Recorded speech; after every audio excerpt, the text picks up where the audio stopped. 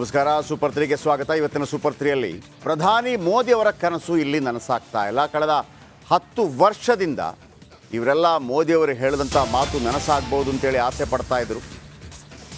ಹಾಗಿದ್ರೆ ಪ್ರಧಾನಿಗಳ ಈ ಕನಸನ್ನು ನನಸು ಮಾಡದೇ ಇರೋರು ಯಾರು? ಯಾರನ್ನು ಹೊಣೆಗಾರನಾಗಿ ನಾವು ಮಾಡಬೇಕು?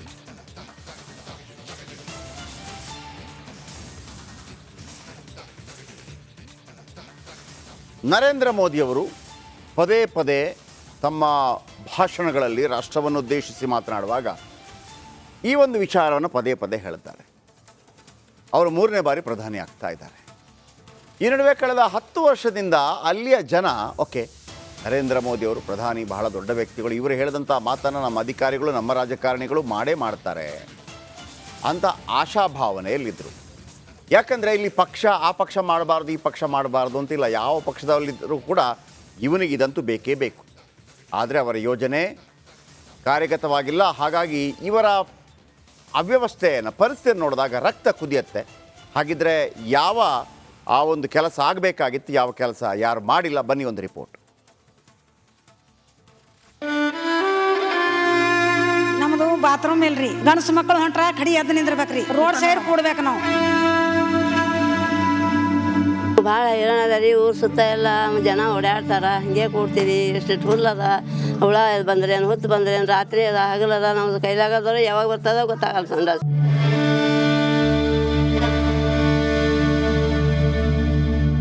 ಎರಡು ಕಾಲು ಮುರಿದ ಸಾಬ್ರೆ, ನೆಲ್ಲಕ್ಕೆ ಬರಲ್ಲ, ಸಂಡಸ್ ಹೋಲಕ್ಕೆ ಬರಲ್ಲ.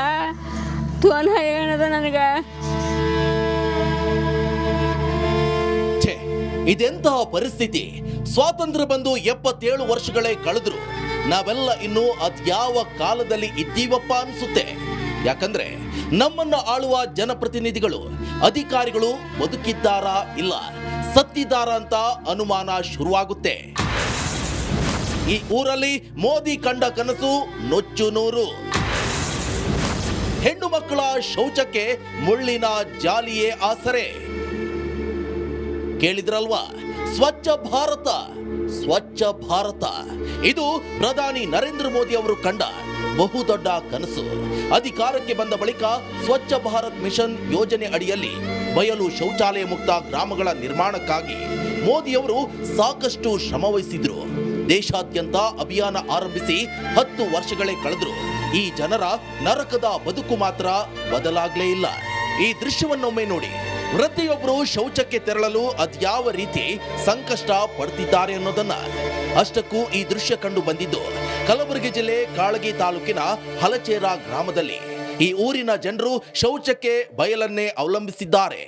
ರಸ್ತೆ ಬದಿಯಲ್ಲೋ ಇಲ್ಲ ಮುಳ್ಳಿನ ಪೊದೆಯ ಮರೆಯಲ್ಲೋ ಶೌಚಕ್ಕೆ ತೆರಳುತ್ತಾರೆ. ರೋಡಿನ ಮೇಲೆ ಕುಂತು ರೋಡಿನ ಮೇಲೆ ನಿಂದಿರ್ಬೇಕು. ಯಾರ ಕೈಲಾಗಲ್ದ ಹೆಣ್ಮಕ್ಳಿದ್ರೆ ಬಟ್ಟಿದಾಗೆ ಹೋಗ್ಬೇಕು ಅವ್ರಿಗೆ. ಇಷ್ಟೆಲ್ಲ ಸಮಸ್ಯೆ ಅದೇ. ಒಂದು ಹೊಲಗಳಿಗೆ ಹೋಗ್ಬೇಕಾದ್ರೆ 100 ಸರಿ ಕಡ್ಕೊಂಡು ಬೀಳ್ಬೇಕು. ಏನಿಲ್ಲ ನೋಡ್ರಿ ನಮ್ಮ ಏರಿಯಾಕರ ನೀರಿಂದರ ಭಾಳ ತಕ್ಲೀಫಿ, ಬಾತ್ರೂಮ್ದರ ಭಾಳ ತಕ್ಲೀಫಿ. ಏನು ಶೌಚಾಲಯ ಕಟ್ಟಿಸಿಕೊಳ್ಳೋಕೆ ಜಾಗದ ಸಮಸ್ಯೆ ಇದೆಯಂತೆ. ಮಹಿಳೆಯರು ಬಯಲು ಶೌಚಕ್ಕೆ ಕೂತಾಗ ಹಾವು ಚೇಳುಗಳ ಭಯವಂತೆ. ಗ್ರಾಮದಲ್ಲೇ ಪಂಚಾಯಿತಿ ಇದ್ರೂ ಕೂಡ ಶೌಚಾಲಯ ಕಟ್ಟಿಸಲು ಅಧಿಕಾರಿಗಳು ಮಾತ್ರ ಅಸಡ್ಡೆ ತೋರ್ತಿದ್ದಾರೆ ಅಂತ ಹಿಡಿ ಶಾಪ ಹಾಕ್ತಿದ್ದಾರೆ. ಸರ್ಕೋತ ತಗೋತ ಸರ್ಕೋತ ಸಾಬ್ರೆ, ನಂದು ನೋಡ್ರಿ ವನವಾಸ ಇಟ್ಟು ಮಾಡ್ರಿ, ವಯಸ್ಸಿನ ಒಳಕ ಬರ್ರಿ ಸಾಬ್ರೆ. ಈ ಪಂಪ್ ಕೂಡ್ಲಂತ ನನ್ನ ಬಲಿ ಏನು ತಾಕತ್ತದಂತ ಪಂಪ್ ಕೂಡ್ಬೇಕು. ಅವಾಗ ಇಲ್ಲಲ್ಲ ಪಂಪ್ ಕೂಡಂದು ರೊಕ್ಕ ಬಂದ್ ಮಾಡ್ಯ. ಇಂತಿಂತ ಸರ್ಕಾರ ಮಂದ್ಯಾರ. ಅದೇನೇ ಇರ್ಲಿ, ಅಧಿಕಾರಿಗಳೇ ಜನಪ್ರತಿನಿಧಿಗಳೇ ಕೂಡಲೇ ನಿದ್ದೆಯಿಂದ ಎದ್ದು ಈ ಜನರ ಸಂಕಷ್ಟಕ್ಕೆ ಮುಕ್ತಿ ನೀಡಿ. ಇಲ್ಲದಿದ್ರೆ ಸೂಪರ್ 3 ನಿಮ್ಮ ಬುಡಕ್ಕೆ ಬಿಸಿ ನೀರು ಬಿಡೋದಂತೂ ಪಕ್ಕ. ಓಂ ಪ್ರಕಾಶ್, H. ಮುನ್ನೂರ್, ರಿಪಬ್ಲಿಕ್ ಕನ್ನಡ, ಕಲಬುರಗಿ.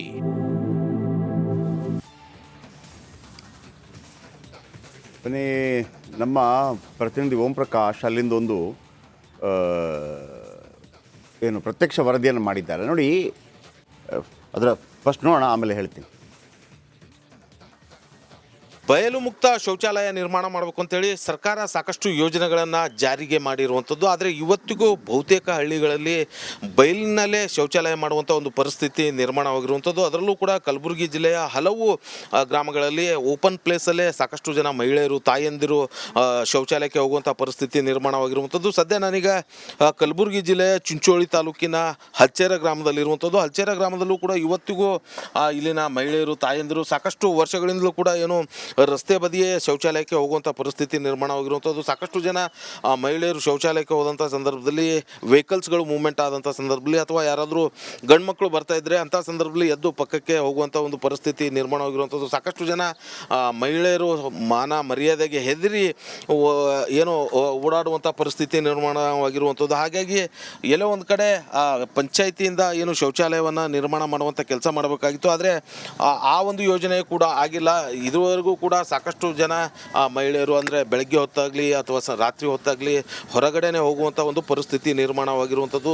ಕತ್ತಲಲ್ಲೂ ಕೂಡ ಸಾಕಷ್ಟು ಹುಳ ಈ ರೀತಿಯಾದಂಥ ಬೇರೆ ಬೇರೆ ಭಯದ ವಾತಾವರಣದಲ್ಲೇ ಇವರು ಹೋಗುವಂಥ ಪರಿಸ್ಥಿತಿ ನಿರ್ಮಾಣವಾಗಿರುವಂಥದ್ದು. ಸಾಕಷ್ಟು ಜನ ಮಹಿಳೆಯರೇನಿದ್ದಾರೆ ಹಲ್ಚೇರ ಗ್ರಾಮದ ಮಹಿಳೆಯರೆಲ್ಲರೂ ಕೂಡ ಅಂದರೆ ಒಟ್ಟು 3 ಕಡೆ 3 ರಸ್ತೆಯಲ್ಲೂ ಕೂಡ ಇದೇ ರೀತಿಯಾದಂಥ ಪರಿಸ್ಥಿತಿ ನಿರ್ಮಾಣವಾಗಿರುವಂಥದ್ದು. ಸಾಕಷ್ಟು ಬಾರಿ ಏನು ಇಲ್ಲಿರುವಂಥ ಮಹಿಳೆಯರು ಆ ಒಂದು ಶೌಚಾಲಯವನ್ನು ನಿರ್ಮಾಣ ಮಾಡಿಕೊಡ್ಬೇಕು ಅನ್ನುವಂಥ ಬೇಡಿಕೆ ಕೂಡ ಇಟ್ಟಿದ್ದರು. ಆದರೆ ಇದುವರೆಗೂ ಕೂಡ ಆ ಒಂದು ಏನು ಬೇಡಿಕೆಯನ್ನು ಈಡೇರಿಲ್ಲ. ಇದೇ ರೀತಿಯಾಗಿ ಅಂದರೆ ಈ ಭಾಗದಲ್ಲಿ ಏನಿದೆ ಮಹಿಳೆಯರು ಪ್ರತಿನಿತ್ಯ ಇಲ್ಲಿಂದ ಓಪನ್ ಪ್ಲೇಸ್ಗೆ ಹೋಗಿ ಶೌಚಾಲಯವನ್ನು ಮಾಡುವಂಥ ಪರಿಸ್ಥಿತಿ ನಿರ್ಮಾಣವಾಗಿರುವಂಥದ್ದು.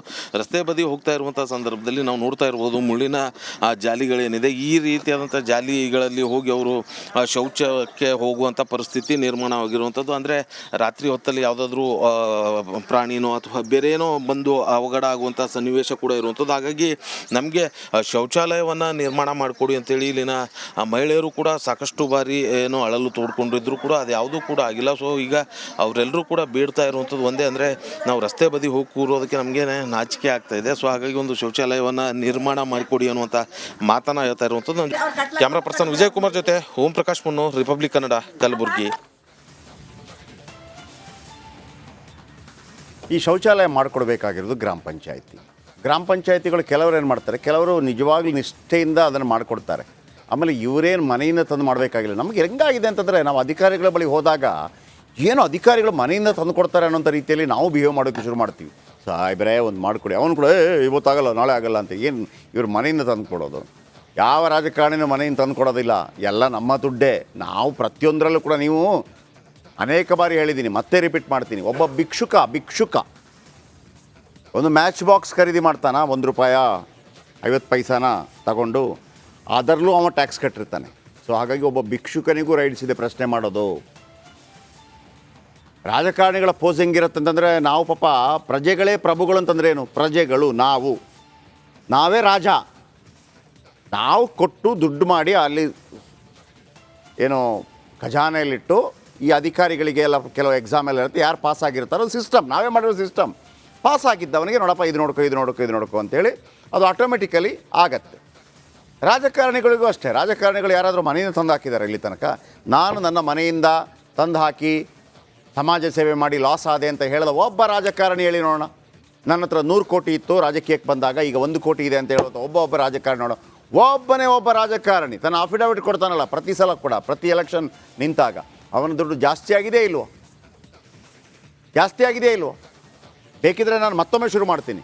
ಯಾಕೆಂದರೆ ಆರಂಭದಲ್ಲಿ ಕಳೆದ 25 ವರ್ಷಗಳಲ್ಲಿ ಯಾವೆಲ್ಲ ರಾಜಕಾರಣಿಯ ದುಡ್ಡು ಎಷ್ಟು ಜಾಸ್ತಿ ಆಗಿದೆ ಹಿಂದೆ ಮಾಡಿದ್ದೆ ನಾನು. ಮತ್ತೊಮ್ಮೆ ಶುರು ಮಾಡ್ತೀನಿ ಬೇಕಿದ್ರೆ. BJP, ಕಾಂಗ್ರೆಸ್, JDS ಎಲ್ಲ ಯಾವ್ಯಾವ ರಾಜಕಾರಣಿ ಯಾಕೆ ಕಡಿಮೆ ಆಗೋದಿಲ್ಲ ಒಬ್ಬರದು ಕೂಡ? ಬಡವರಾಗಿ ಯಾಕಿರ್ತಾರೆ? ಎಷ್ಟು ದುಡ್ಡು ಅಂತ ತಿಂತೀರ್ರಿ? ಶೌಚಾಲಯದಲ್ಲೂ ದುಡ್ಡು ತಿಂತೀರಿ. ಅಲ್ಲೂ ನಿಮ್ಗೆ ಅನಿಸೋದಿಲ್ವ ಇದರಲ್ಲಿ ಕಮಿಷನ್ ತಗೋಬಾರ್ದಪ್ಪ? ಸಂಬಂಧಪಟ್ಟವರಿದ್ದಾರೆ ನೋಡಿ ಇಲ್ಲಿ. ಯಾರು?